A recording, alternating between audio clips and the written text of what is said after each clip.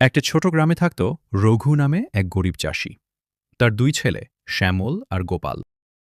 রঘু, তোরা বড় হয়ে নিজের নিজের পথ খুঁজে নে বাবা।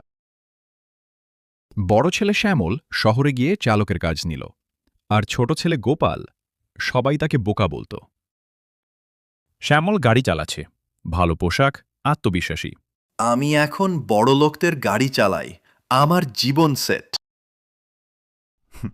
গোপাল মাঠে কাজ করতে গিয়ে ভুল করছেছে, লোকেরা হাসছে। এই গোপালটা একেবারে বোকা, কিছুই পারে না। গোপাল মাথা চুলকায়। আমি চেষ্টা করি, কিন্তু সব গুলিয়ে যায়। গোপাল হাঁটছে, হঠাৎ দেখল এক ধনী ব্যবসায়ীর ব্যাগ পড়ে গেছে।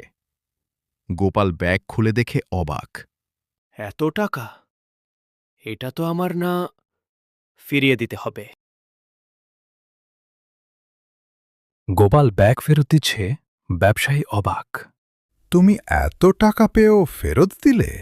এগুলো আমার না তো, রাখলে পাপ হবে। তুমি আমার সঙ্গে কাজ করবে? আমি তোমার মতো সৎ মানুষ চাই। আমি তো কিছুই পারি না। সৎ মানুষ হওয়াটাই সবচেয়ে বড় গুণ।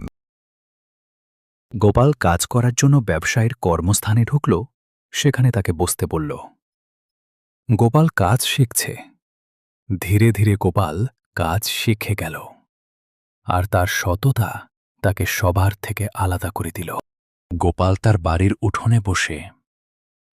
এখন সে ধনী, সুন্দর বাড়ি। শ্যামল শহর থেকে এসে অবাক।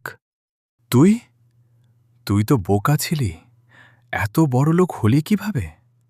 আমি বোকা ছিলাম, কিন্তু অসৎ ছিলাম না। রঘু দুই ছেলেকে দেখে খুশি। বুদ্ধি সবসময় বইয়ের থেকে আসে না, কখনো কখনো আসে ভালো মন আর সততা থেকে। সততা আর ভালো মন মানুষকে সত্যিকারের বড় করে তোলে।